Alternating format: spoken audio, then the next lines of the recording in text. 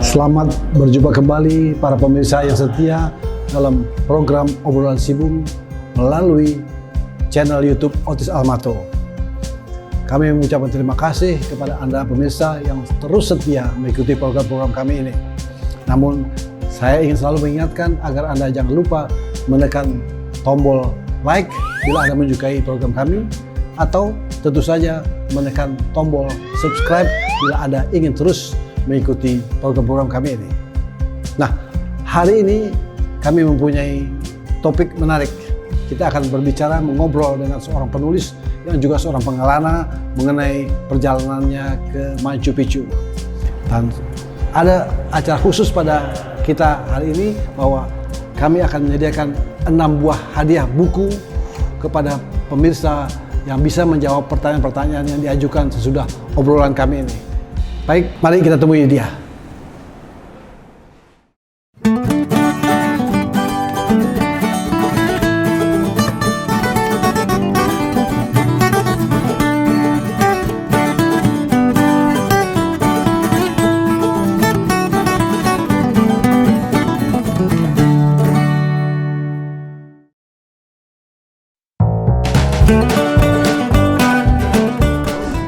Halo, Halin. Apa kabar? Baik. Baiklah pemirsa, inilah saya perkenalkan pembicara tamu kita pada kesempatan ini, Rini Makmur, yang menulis buku ini yang saya ceritakan tadi. Ini menceritakan pengalamannya melihat situs bersejarah yang sangat terkenal peninggalan suku Inka. Saya kira nanti dia akan menceritakan semuanya. Oke, Rin, jadi sebetulnya apa yang mendasari Anda kok tertarik melihat situs bersejarah ini? Jadi memang tahunya Machu Picchu itu sudah lama, sejak remaja mungkin ya, kita baca-baca. Cuman zaman remaja itu kan hanya wow saja, nggak pernah terpikir bahwa kita bisa ke sana. Rasanya waktu itu Machu Picchu tuh diantah-berantah, seperti dongeng gitu ya, mistis, pokoknya kayak kita nonton film Indiana Jones lah. Ya udah, berlalu waktu beberapa tahun yang lalu, saya lihat postingan teman di FB bahwa dia di Machu Picchu. Wow, saya tersentak, gila, bisa ke Machu Picchu ternyata. Bahwa Machu Picchu itu real, nyata, waduh. Jadi teringat lagi kan, dulu pernah membaca dan kayaknya kesan itu luar biasa. Jadi mulailah saya membangun angan-angan, saya juga kayaknya mau ke sana. Jadi saya minta ke teman, itinerary-nya seperti apa sih? Dikasih sama teman. Awalnya bingung saya membaca itinerary itu karena nggak punya bayangan kan. Ada Cusco, ada Aguas Calientes, apalah itu. Mau bertanya detail juga agak sungkan, soalnya kan malu bertanya sesat di jalan, tapi terlalu banyak bertanya nanti orang marah pula sama kita kan. Tapi memang Anda memang hobi ya, jalan-jalan ini apa, traveling apa? Ya, itu salah satu kesukaan, kegembiraan. Tapi ngomong-ngomong, latar belakang Anda apa sih kok? Apa Anda menulis buku? Coba ceritakan sedikit dong, pengen tahu kita. Siapa ini orang ini ya? Saya ya hanya orang biasa sih, saya pegawai tadinya. Kan sama dengan Bung ya. Cuman saya sudah mengambil pensiun dini tahun 2017, makanya kenapa saya bisa traveling sampai 42 hari ke 6 negara, termasuk Machu Picchu ini. Kalau tidak pensiun kayaknya nggak mungkin ya. Jadi tujuan Anda tuh Anda kan juga penulis ya, Anda telah menulis beberapa buku. Coba ceritakan dong, Anda kan dulu seorang ahli komunikasi. Sekolah ambil S1 di mana?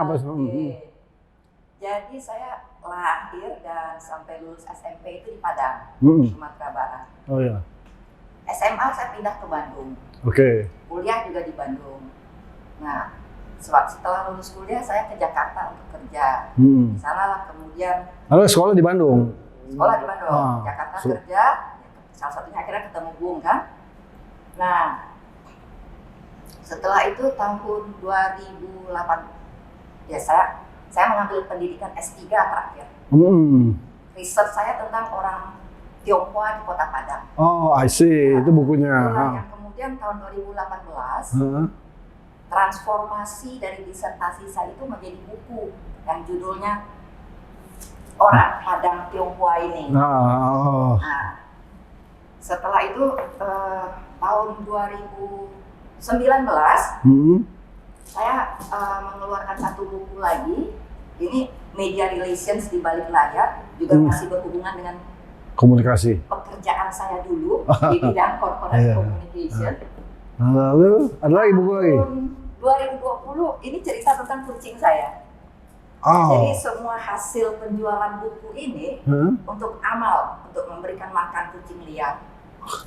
Nah, baru tahun ini ya, tahun 2021 Machu Picchu ini keluar.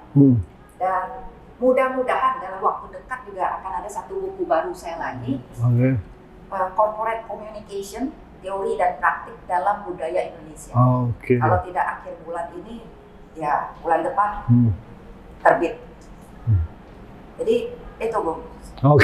Nah, dihubungkan dengan perjalanan tadi dengan hobi Anda bagaimana tuh? Nggak ada kaitan sih. Pekerjaan saya dengan jalan-jalan itu nggak ada kaitan. Nggak ada kaitan ya? Mungkin saya salah jurusan kali ya. Mungkin harusnya jadi wartawan ya Bung. Atau kerja di agen perjalanan ya. Gitu. Oke, sekarang kita lompat dulu ya. Machu Picchu yang Anda bayangkan sejak remaja itu, apakah sesuai setelah Anda datang sampai di sana begitu? Apa sesuai dengan apa yang Anda bayangkan sebelumnya? Oke, jadi memang bisa sampai di Machu Picchu itu dan pengalaman ke sana itu menakjubkan sekali. Bayangkan, tadinya kan di kepala saya itu seperti dongeng. Taunya saya bisa ada di sana. Itu kan luar biasa. Ya sangat mengharu biru. Kemudian pemandangannya juga indah di sana. Bung pasti sering baca banyak referensi ya. Machu Picchu itu kan di perbukitan. Perbukitan, kemudian ada reruntuhan, beberapa juga masih utuh, dan di sekelilingnya itu lembah yang hijau. Di ujung lembah itu ada tebing-tebing lagi. Yang di kejauhan itu ada jadi memang betul-betul kabut-kabut tipis gitu ya. Jadi ada rasa agung, damai, mistis juga di sana, Bu. Nah, cuman yang menarik ya bagi saya, rasanya itu lebih emosional sampai di sana pertama kali dibanding saya pertama kali melihat misalnya Eiffel atau Colosseum. Mungkin karena proses relatif lebih gampang mencapai Eiffel atau mencapai Colosseum kan. Kita di Paris naik bus, naik metro sampai ke Eiffel. Machu Picchu ini jalannya jauh dan panjang. Jadi mengingat itu juga, itu perasaan memang jadi mengharu biru ya. Gila, mungkin ini hanya sekali seumur hidup saya bisa sampai di sana dengan perjuangannya itu. Tapi walaupun begitu, saya tinggalin koin di sana, Bu. Saya letakkan di bawah batu-batu. Ya, siapa tahu ya. Kita kan kadang-kadang juga melempar koin ke kolam dengan harapan suatu saat bisa kembali. Siapa tahu juga ada jodoh lagi bisa kembali.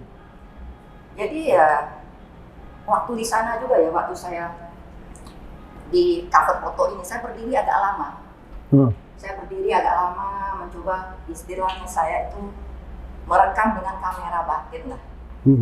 Menikmati pemandangan, hembusan angin, meresapi energi di sekeliling saya. Itu kebiasaan saya. Kalau saya ke tempat-tempat yang sudah tua, yang sudah ada ratusan mungkin ribuan tahun ya, saya selalu berusaha menyentuh, berharap energi positifnya itu bisa saya resap. Nah itu kebiasaan aneh ya Bu. Tapi itulah memang mengharu biru di sana. Nah, untuk sampai ke sana, ceritakan persiapan Anda, apa rute mana, apa yang Anda lakukan, kemana? Anda bawa laptop lagi ya? Kalau nggak salah ini sudah Anda tulis di dalam Facebook ya, laporan. Bagaimana Anda bisa tiap menyediakan waktu untuk dalam perjalanan, apa aja sih yang Anda bawa itu? Nah, begini, saya memang nggak biasa bawa laptop. Menghindar sekali sebenarnya bawa laptop, karena kan repot ya Bung. Berat lagi, walaupun kecil juga berat. Hanya waktu saya traveling ini, saya entah kenapa sudah niat mau update lah, berbagi cerita, menceritakan perjalanan. Dan saya kalau mengetik di HP itu kan kecil ya, jadi nggak mau, ya udahlah, bela-belain lah bawa laptop, walaupun repot udah. Prosedurnya nggak susah tuh? Oh enggak, ya paling kita harus bawa di kabin kan, buka, sudah, itu sih. Cuman yang nggak enak tuh memang berat. Enggak, ini harus safety. Window-nya bacakan apa enggak gitu Pak? Apanya, Bu? Window-nya bacakan apa enggak? Kan diperiksa di bandara. Nggak pernah ditanya, Bu. Nggak ada? Saya sempat khawatir itu. Sempat khawatir, saya sampai cek juga dengan teman saya yang tinggal di Singapura, ahli IT. Dia bilang, enggak ada itu. Nggak pernah dicek, nggak pernah ditanya. Nggak betul ya? Tahu lah orang kita ya. Nah, begitu. Nah, kenapa saya memilih rute itu? Jadi dari saya browsing, terutama dari grup FB di Backpacker Dunia, beberapa atau malah hampir semuanya masuk ke Peru, dan ke Peru itu dari Amsterdam. Oh, dari Jakarta, Barcelona, kemana? Bukan, yang saya browsing ini, mereka masuk dari Amsterdam. Saya buka peta, loh Amsterdam itu masih di atas ya. Saya lihat peta, kayaknya Portugal lebih dekat ke Amerika Selatan kan? Portugal kan masih di bawah ya, Amsterdam di atas, Amerika Selatan di sini. Portugal lebih dekat. Terus saya lihat Portugal itu kan tetangganya Spanyol. Saya pikir-pikir lagi, ada satu tempat yang saya juga udah lama pingin ke sana, Santiago de Compostela. Santiago itu lagi-lagi dari bacaan ya. Dulu ada novelnya Paulo Coelho, judulnya The Pilgrimage, Peziarah. Jadi itu semacam perjalanan spiritualnya dia lah, yang dia bikin novel yang sangat bagus. Saya juga ketemu buku dari mantan wartawan Kompas, Ibu Maria Hartiningsih. Judulnya Jalan Pulang, bagus sekali. Jadi Ibu Maria Hartiningsih ini menjalani sendiri sebagai peziarah. Selama 100 km menuju Santiago. Itu yang dia bukukan. Wah, saya tertarik sekali. Jadi saya ingin lihatlah Santiago ini seperti apa sih, begitu hebatnya berbondong-bondong orang ke sana. Dan itu memang populer di umat Katolik, tahu semua tempat itu. Saya pikir bukan cuma agama ya. Karena kalau saya browsing, saya masuk ke Biro Statistiknya Santiago, itu alasan agama untuk orang melakukan itu hanya sekitar 40-60%. Selebihnya adalah lebih kepada spiritualitas. Istilahnya itu berjalan itu seperti melakukan meditasi, mencari jati diri, menenangkan diri, seperti itu, membersihkan diri dari stres. Jadi alasan agama itu tidak semuanya. Nah, saya lihat Santiago itu di perbatasan dengan Portugal. Ya udah, dari sana lah saya mulai menyusut. Saya pikir saya akan masuk dari Barcelona. Kenapa Barcelona?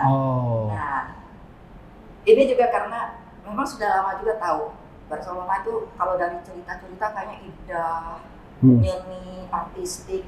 Tahun 90-an itu ada film Meteor Garden yang bintangnya Erse.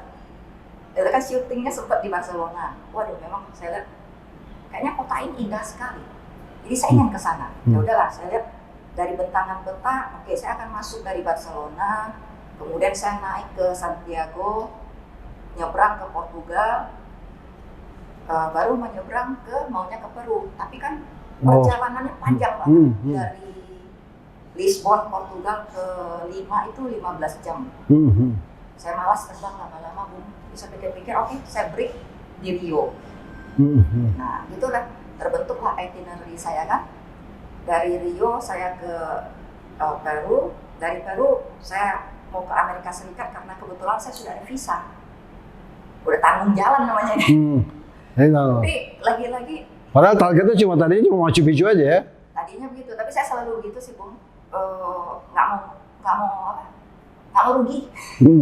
Sudah tanggung jalan kan, sekali jalan gitu.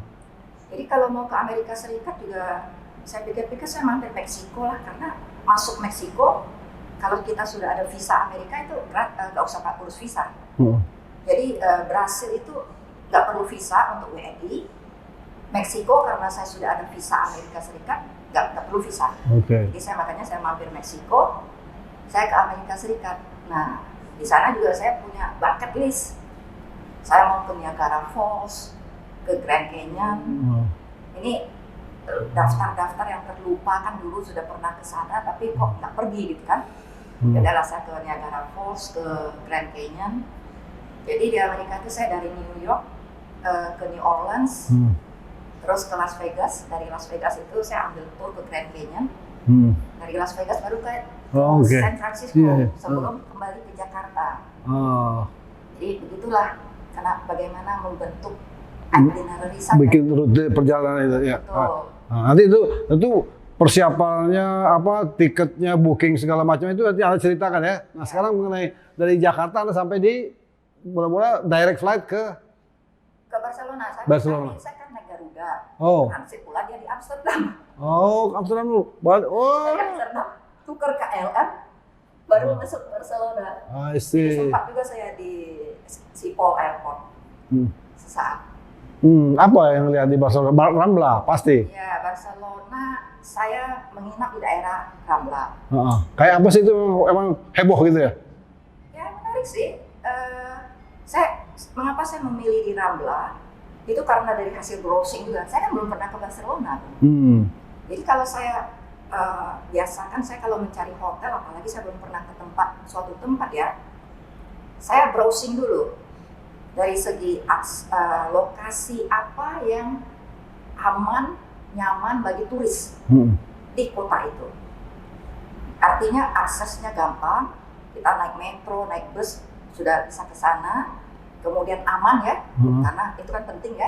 Tapi tahunya semua itu dari mana? Browsing kok. Browsing? Mbah Google. Terus juga saya gabung dengan grup backpacker dunia di FB, banyak sekarang di FB itu. Kelompok komunitas-komunitas yang hobi jalan-jalan yang sering share. Jadi kita bisa pakai kaca besar aja, misalnya Barcelona hotel, keluar langsung. Tapi yang jadi pegangan saya sebenarnya TripAdvisor. Kalau pertama kali ya, saya lihat rating dulu. Dia kan rating hotel-hotel. Hotel dari segi value yang terbaik, dari segi popularitas. Jadi sesuaikanlah dengan budget kita.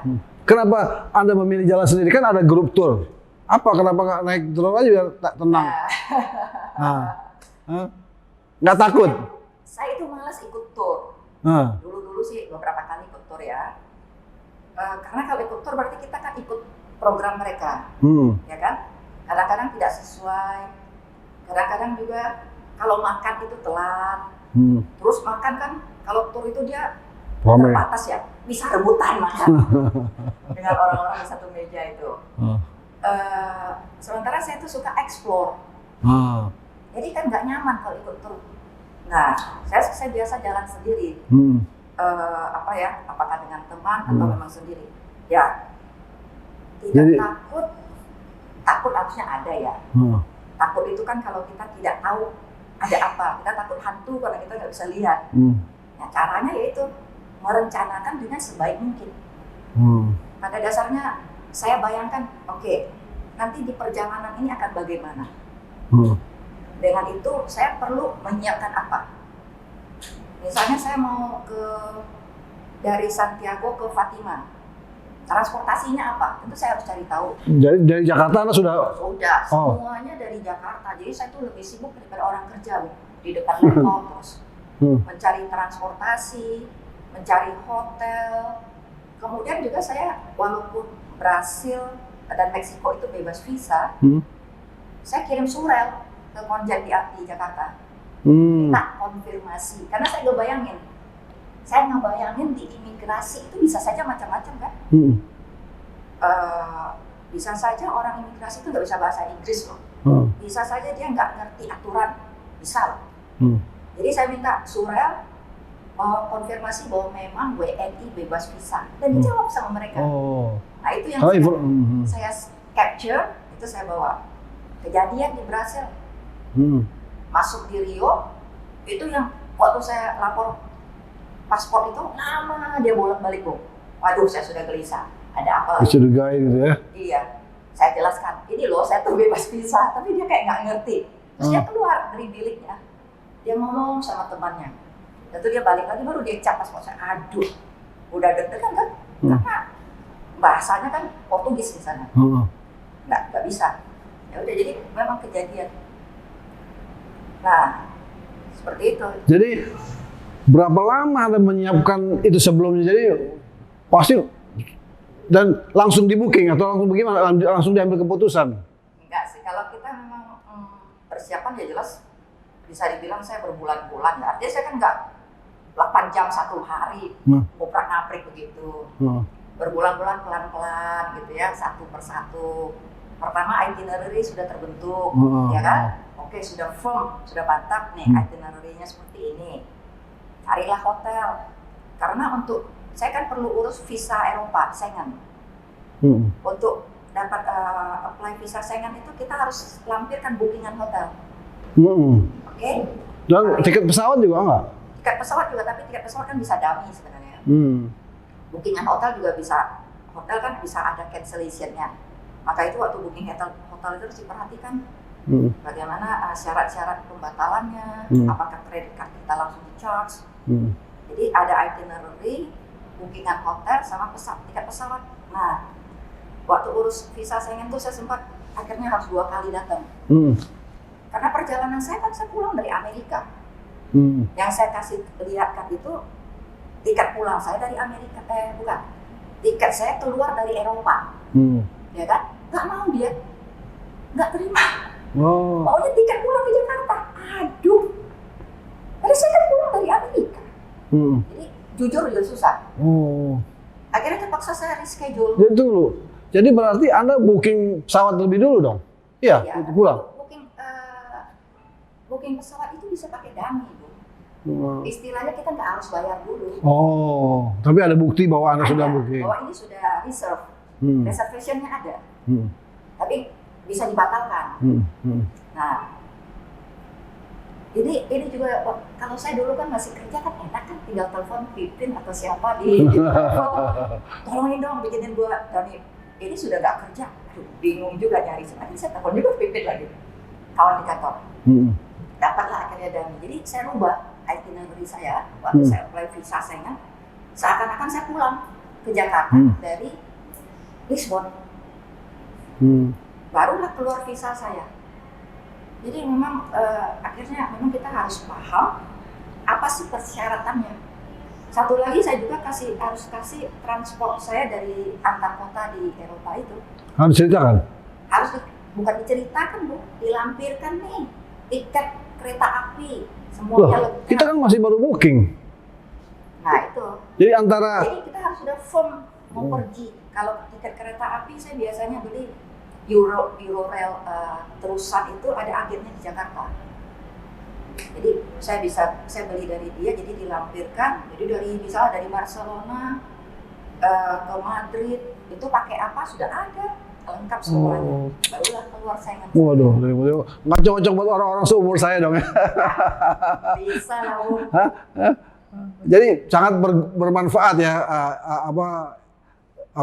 sistem komunikasi zaman sekarang, zaman now ini ya. Oh iya, nggak kebayang kan bisa traveling jauh-jauh hanya booking dari kamar kita saja. Kalau dulu juga kita kan nggak kebayang bisa melangkah begitu jauh karena kita nggak punya bayangan di tempat itu kan. Bawa peta juga masih yang cetak-cetak. Oke, kita balik lagi ya, mulai bertahap nih. Cerita Anda sampai di Barcelona. What do you see first? Nah, jadi saya udah katanya hotel saya di Rambla. Saya rata-rata kan sambil minum ya, Rin? Iya, silakan, Bu. Saya rata-rata kan 2-3 hari aja di satu kota.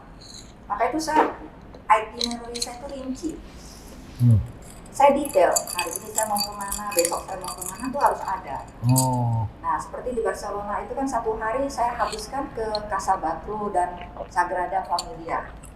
Satu hari saya ke Montserrat. Montserrat itu lumayan jauh, harus pakai kereta, kemudian sambung lagi pakai Cremalera. Ya itu udah firm semua ya, Anda mesti ikut jadwal Anda ya? Paling tidak saya tahu saya mau ngapain. Bukan berarti full saya ada program ya, ada juga waktunya di mana saya cuma melihat-lihat suasana dan sebagainya. Nah, tadinya pulang dari Montserrat itu sore, saya rencananya mau menyusuri Rambla. Rambla itu kan semacam jalan pedestrian, ya kan? Di tengah-tengah itu khusus pedestrian, kiri kanan yang untuk mobil. Oh, jadi jadi sebagai trotoar gitu ya? Dan itu di tengah malah dengan ada pedagang kaki lima, ada seniman jalanan. Nah, tadinya saya mau menyusuri lah, menarik gitu ya. Tahunya balik dari Montserrat itu kaki saya lecet, tumit lecet. Waduh, saya pikir jalan saya masih jauh, tumit lecet. Terpaksa lah saya mampir dulu ke mall di ujung Rambla, itu namanya Plaza Catalunya. Cari plester, cari foam untuk ganjal sepatu supaya lebih empuk. Habis waktu di sana akhirnya saya nggak sempat menyusuri seluruh Rambla, hanya di sekitar hotel.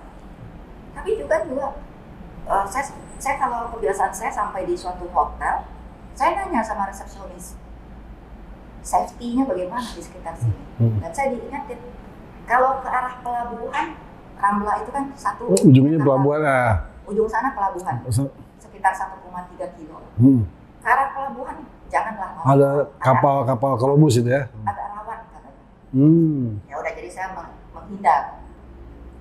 Nah, saya update status jadinya malam-malam, karena saya juga jarang keluar malam-malam ya Bung ya. Faktor keamanan juga, selain itu kan capek banget ya, seharian keliling, cuman pakai metro, jalan kaki. Waduh. Kalau saya berharap bisa ketemu Messi itu ya, itu kan tempat sepak bola itu terkenal. Ya mengharap aja, siapa tahu di Rambla itu ketemu. Waktu saya di sana tuh kayaknya lagi laga. Nah. Saya sempat tuh di WA sama teman saya, Rit, ya nonton. Aduh, nggak hobi bola. Habis waktu cuma nonton begituan, menikmati suasana di Barcelona. Cuma di Barcelona itu, saya hampir kecopetan. Sudah sering sih dengar cerita. Jadi saya naik metro mau ke stasiun Atocha yang mau ke Madrid. Oh, ke Madrid. Jadi agak rempong bawa travel bag. Anda nih bawa backpacker? Saya enggak. Bawa koper? Bawa koper. Oh. Makan bawa backpack kecil satu. Bawa, saya pakai duffel bag. Nah, di metro pas mau sampai, saya keluar kan, berdiri dari tempat duduk. Saya dikepung. Hah? Dikepung sama beberapa orang laki-laki. Kayak calo-calo di sini lah gitu ya?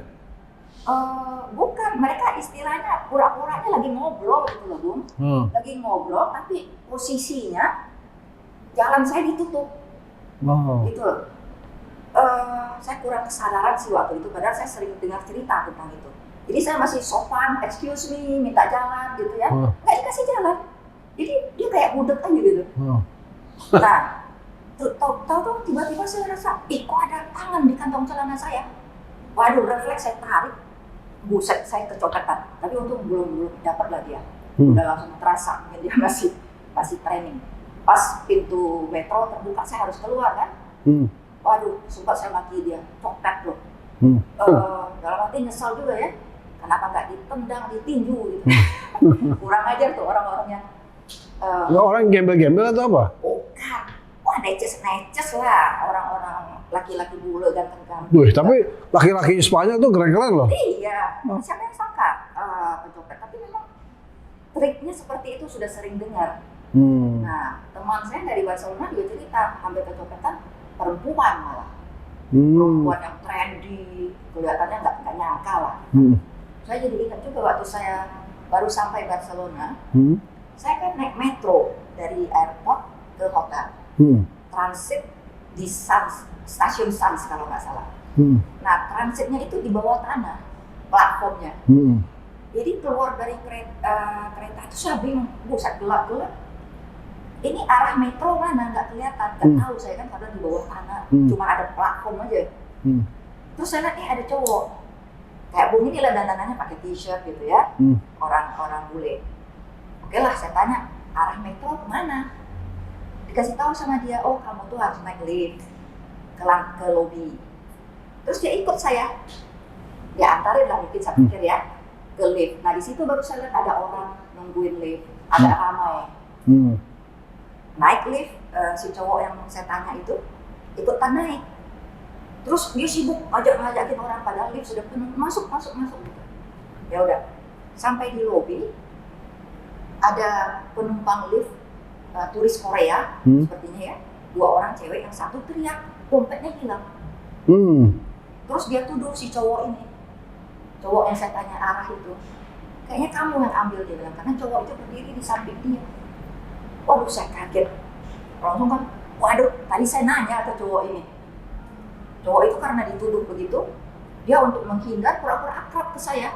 Dia kasih ngajak ngobrol itu tuh di situ ke arah itu, saya bikin tunggu, jaga jarak dulu, jangan deket-deket.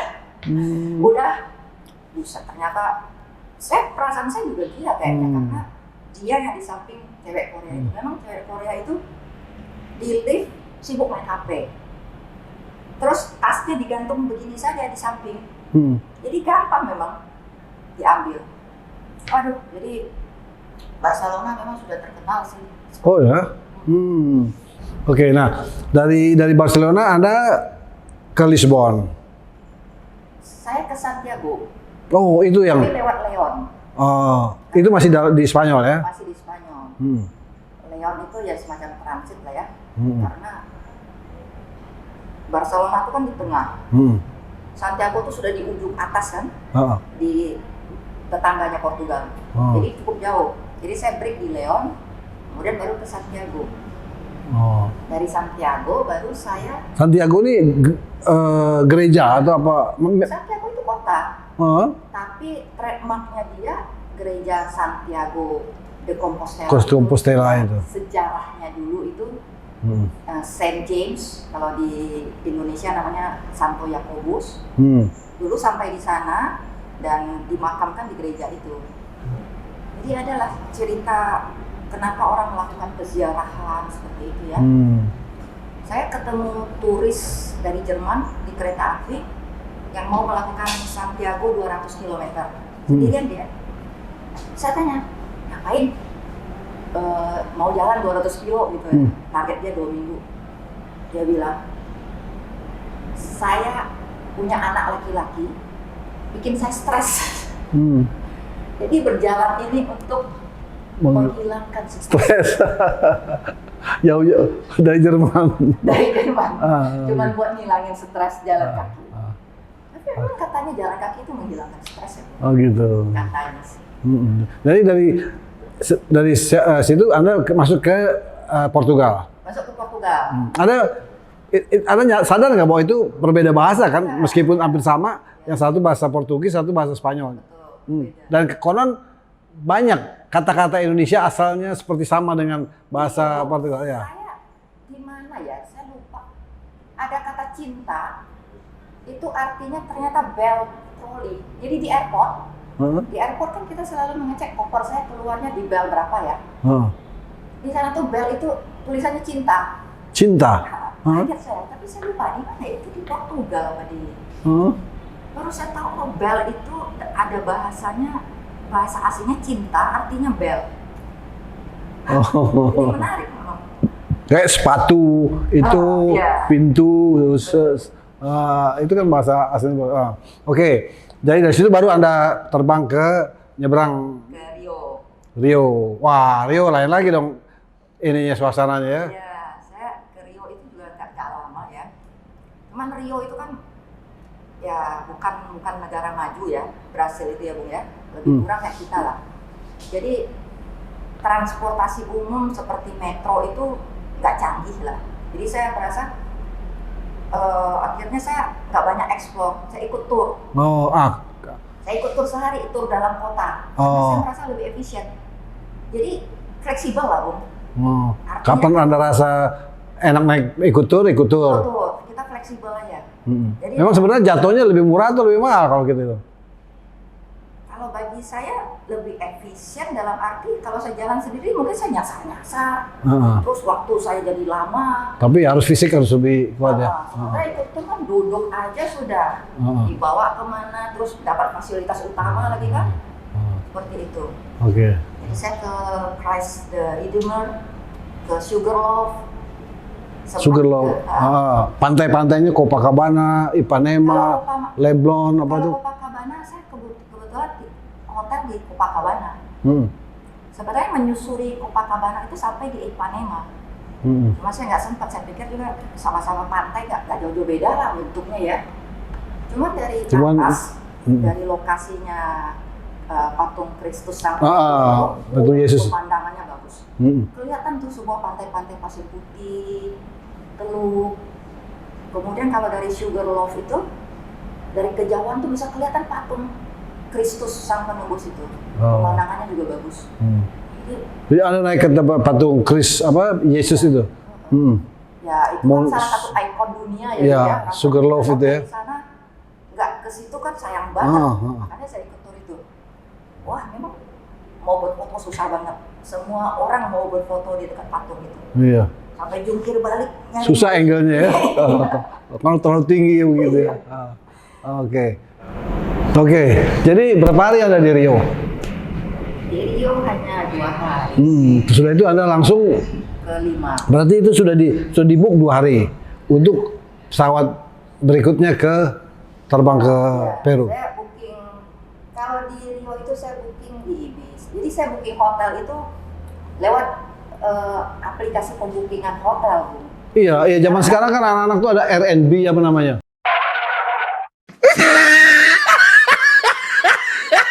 Macam-macam.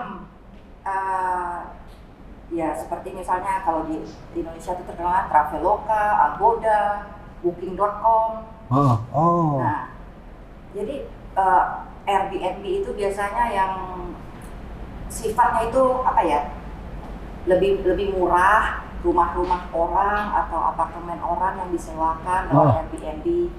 Kalau hotel-hotel biasanya lebih kepada di Booking.com, Traveloka. Jadi tergantung kebutuhan kita lah. Sesuaikan dengan budget, mau cari yang agak murah, sesuai dengan kebutuhan bisa di Airbnb. Tapi kalau yang mau biasanya saya banding-bandingkan. Jadi at least saya buka 2, Booking.com dan Traveloka. Kadang harganya bisa beda.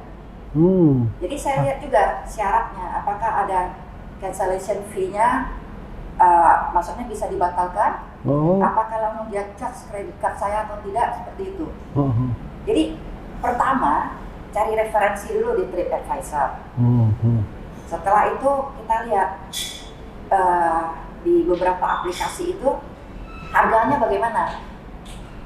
Malah ada aplikasi, saya lupa namanya, aplikasi yang khusus membandingkan lagi berbagai aplikasi harga.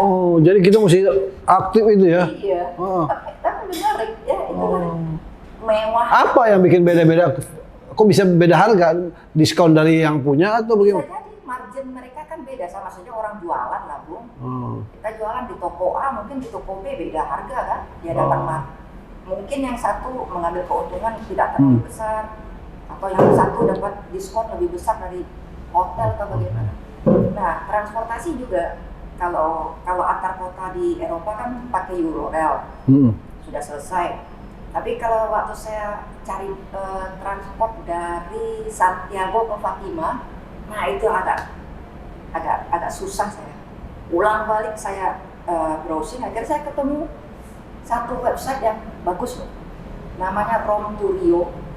Itu kita cuma kasih, saya mau dari sini ke sana, dia langsung dapat datanya. Kamu maunya naik apa? Naik bus, mau naik pesawat, mau naik kereta. Bisa dia kasih naik bus, diarahkan ke websitenya busnya. Begitu. Di sana saya ketemu, jadi masuk langsung ke website bus itu, beli tiket bus di sana. Nah, jadi sekarang benar-benar cuma duduk di depan komputer, segala bisa di-booking. Tiket masuk Machu Picchu. Sampai di Machu Picchu nih ya? Iya.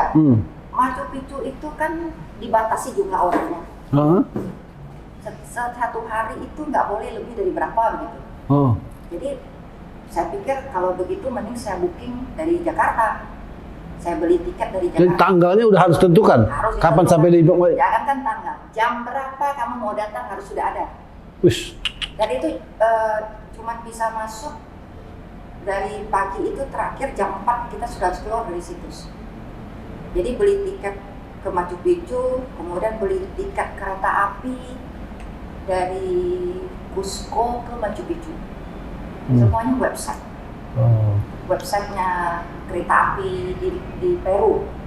Peru Rail. Nah, sebetulnya kita tuh jadi sama sekali nggak ada hubungan dengan cash money gitu ya, uang receh apa, nggak perlu tukar duit dolar, uang lokal. Hah? Kalau booking kan mengandalkan kredit card. Tapi kalau kita sudah datang ke sana ya tetap harus bawa cash lah, Bung. Nggak mungkin enggak. Memang sekarang ya ATM bisa pakai buat menarik dana di luar negeri kan, karena ATM kita sudah ada Mastercard-nya, sudah ada Visa-nya, jadi bisa pakai untuk menarik uang lokal di sana. Oh, nah, bisa. Cuman kita tetap butuh cash lah, ya kan, buat jajan, buat bayar-bayar yang tertentu. Kadang-kadang juga saya hotel saya pilih bayar waktu check out, saya lebih prefer begitu. Jadi waktu check out baru saya bayar hotelnya, daripada langsung deduct kredit card saya kan waktu beli booking. Oh, jadi untuk makan-makan. Nah, kebetulan ini ya kita nih, Anda sampai di Peru. Kita di sini ada sponsor yang menyediakan makan siang kita. Itu ada ayam Peru namanya, Peruvian Grill Chicken. Nah, coba Anda tes apakah cocok, apa sama nggak dengan aslinya. Apa? Terima kasih. Ini. Oh. El Capital. Nah. Jadi kita ala Peru.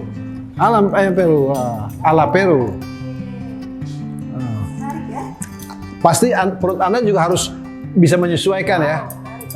Nggak bisa perut-perut yang rewel gitu ya, yang biasa makan lalapan di sini terus perut orang Sunda atau orang Padang dong ya. Saya justru agak susah ya, saya kalau ke jalan begitu andalan saya Chinese food, kalau tidak Thailand. Kalau Jepang mungkin masih, tapi Jepang saya nggak bisa yang sashimi ya, saya carinya yang ada nasi sushinya itu. Jadi tapi kalau di Peru saya surprise mereka tuh makan nasi ternyata, Bu. Di Peru itu. Oh gitu ya. Jadi waktu saya ke kota tua bumbu ya itu masuk restoran menunya nasi goreng. Wah, dan apa dia sebut nasi goreng itu? Kita pikir nasi goreng itu khas Indonesia kan? Nah, iya. Ada di sana di restorannya. Dan di Cusco sama di Aguas Calientes itu yang disajikannya tuh ikan trout. Suka, Bu, ikan trout bakar dengan nasi. Wah, enak sekali. Apalagi dingin-dingin di sana kan? Oke, nah kembali ke perjalanan kita tunggu nanti kita makan ya. Iya.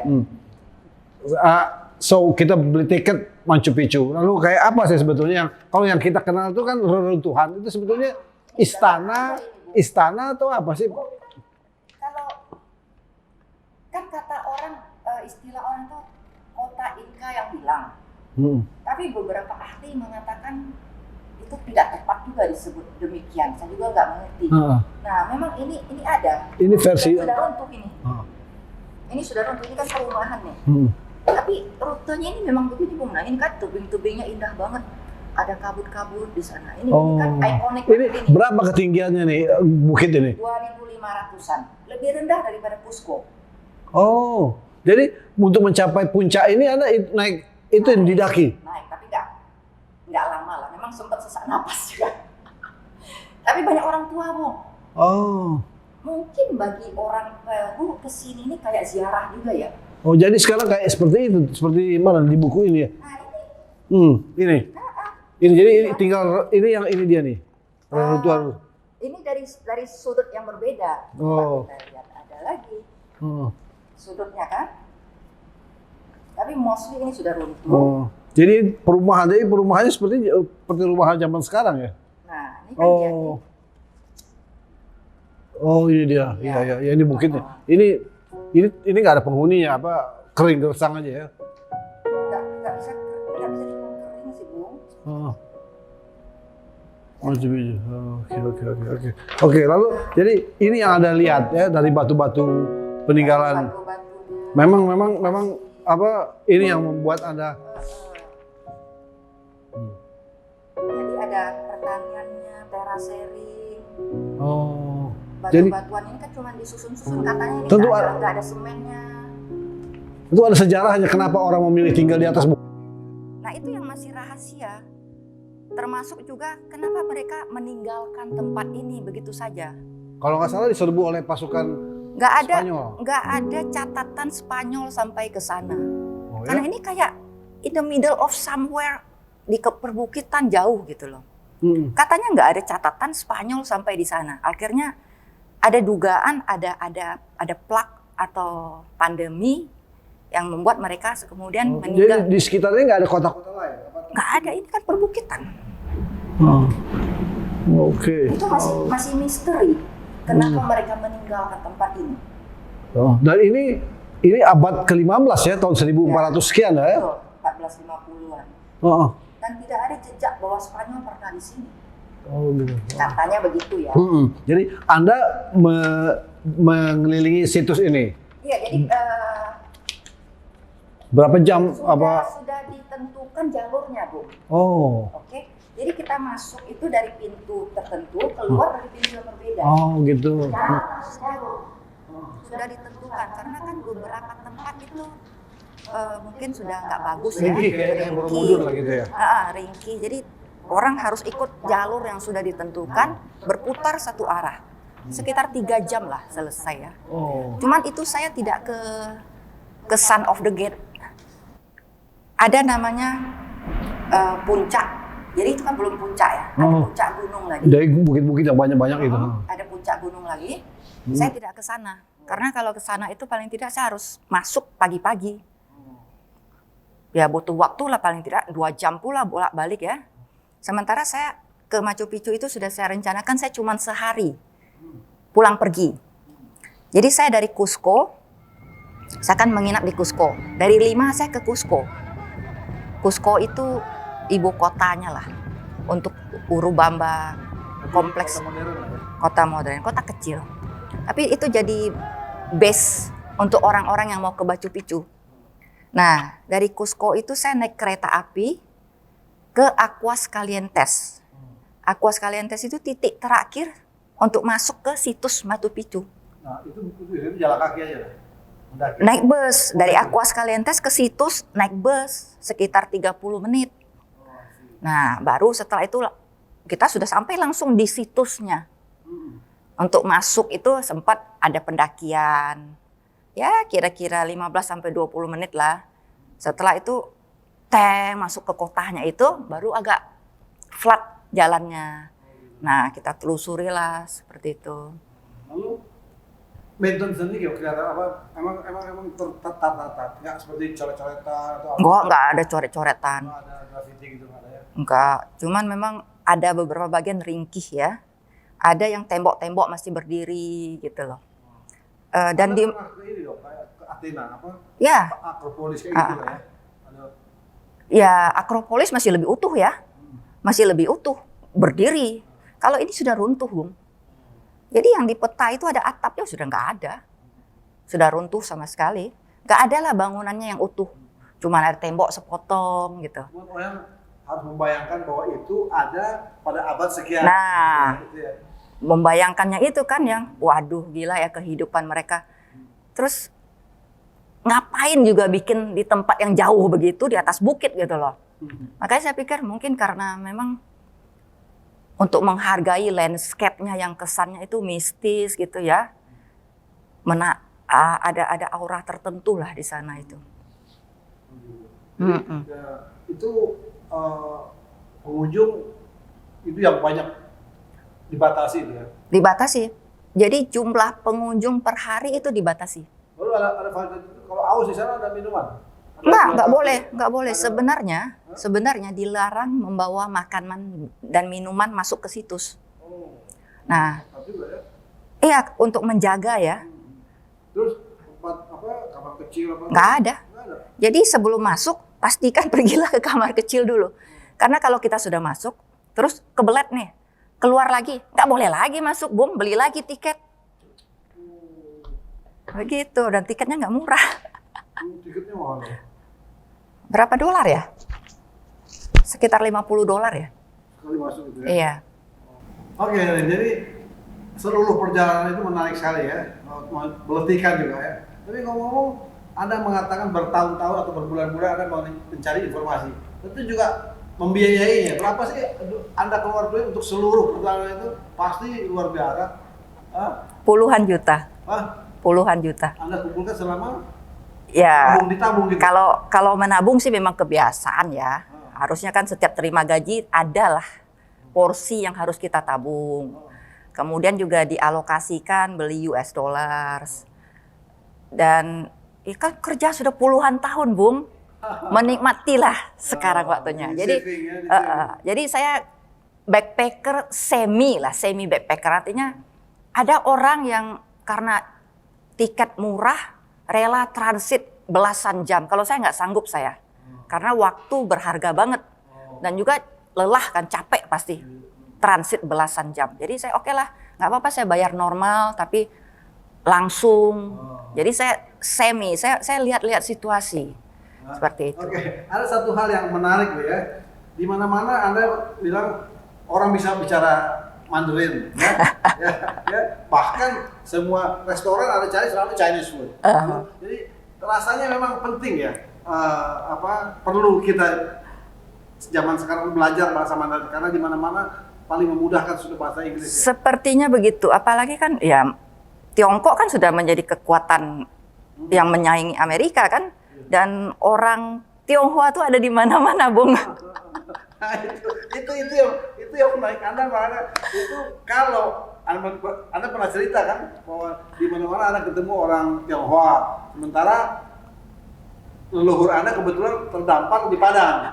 Coba bukan terdampar, memang sengaja datang ke Padang mungkin. Misalnya Anda lahir di New York, tentu lain cerita dong. Tapi Anda nggak pernah dapat kesulitan ya? Seperti mungkin di Indonesia barangkali ya, di Indonesia. Oh, oke. Kalau soal berandai-andai leluhur di New York itu kan berandai-andai. Sesuatu yang tidak valid. Karena faktanya leluhur saya ke Kota Padang. Ya saya nggak pernah tahu saya akan jadi apa, jadi siapa kalau dia mendarat di New York kan. Itu kan misteri kehidupan lah. Sama aja saya sering berandai-andai kalau dulu saya SMA nggak ke Bandung, jadi apa saya sekarang? Atau Bung juga mungkin pernah berandai-andai nggak kalau waktu itu Bung nggak pernah meninggalkan profesi wartawan? Bagaimana hidupnya? Nah itu kan kita berandai-andai. Nah kalau kesulitan sih enggak ya. Cuman nggak tahu. Saya merasa orang Barat itu kecenderungan beberapa ya memandang rendah orang Asia. Perasaan saya ya, dan teman saya di Inggris juga membenarkan perasaan saya ini. Jadi ada kejadian di pesawat, saya lupa pesawat dari mana ke mana, tapi di Amerika. Jadi saya selalu duduk di gang, karena kaki saya panjang dan saya punya kebiasaan sebelum landing ke toilet. Saya duduk di gang, di sebelah saya itu 2 perempuan bule. Di barisan belakang ada 3 laki-laki bule. Nah, sebelum take off itu cowok yang duduk di tengah belakang colek saya, minta tukaran tempat duduk. Katanya yang duduk di sebelah saya itu pacarnya. Ya nggak mau lah saya. Saya sudah usaha supaya saya bisa duduk di sini nyaman gitu ya. Lagi dia tuh orang dewasa, pisah sebentar apa sih salahnya? Wah, kaget dia. Cewek yang di sebelah itu juga kayaknya upset banget. Sampai sepanjang jalan dipijit-pijit sama cowoknya di belakang. Saya pikir, kenapa dia nggak minta tukeran sama orang bule? Sama sekali dia nggak minta tukeran setelah saya tolak gitu. Saya pikir, oh lu pikir karena gua Asia, terus gua akan menurut. You are talking to the wrong person. Salah orang gitu kan. Pernah juga kejadian di Nice, di Prancis, perjalanan yang berbeda. Saya lagi antre di counter informasi. Pas mau giliran saya, tiba-tiba saya entah dari mana datangnya ada laki-laki bule maju. Dia cuma lihat saya sekilas, sorry, saya karena kaget ya, nggak menyangka ada perilaku barbar begitu, bengong aja saya. Parahnya dilayanin lagi. Biasanya kan petugas akan menolak kan, orang itu duluan antri, harusnya begitu kan yang normalnya. Tapi dilayanin lagi, wah udahlah. Saya pikir ini gara-gara saya Asia, mungkin perasaan saya ya. Tapi ada rasa seperti itu. Oke, jadi 42 hari perjalanan itu sudah selesai. Capeknya bukan main dong ya. Oke, baiklah. Jadi para penonton sekalian, untuk menutup obrolan kita dengan Rini, kami menyediakan buku untuk mereka yang bisa menjawab pertanyaan-pertanyaan yang diajukan oleh penulisnya sendiri. Silakan. Oke, Ada oke. pertanyaan? Ya, pertanyaan Gimana pertama. pertanyaan ini? Pertanyaan pertama, berapa hari perjalanan yang saya lakukan? Oke. Pertanyaan kedua, apa kota terakhir sebelum saya kembali ke Jakarta? Ya, cukup. Baiklah, sudah ada dengarkan pertanyaan yang diajukan oleh penulisnya sendiri, pengelana Lili yang telah berkeliling melihat tempat-tempat tadi. Nah, sekarang kirimkan jawaban Anda ke alamat email otisalmato@gmail.com dengan judul kuis obrolan sibuk episode ke-6. Nah, tentu saja jangan lupa alamat Anda yang jelas, nama Anda dulu, nama dan alamat yang jelas, dan karena akan kesana akan kami kirimkan hadiah-hadiah buku-buku ini. Tentu saja Anda harus menjadi pelanggan subscribe dari obrolan sibuk. Ya, saya berharap Anda terus menikmati program-program kami dan jumpa dalam pertemuan episode berikutnya. Sampai jumpa.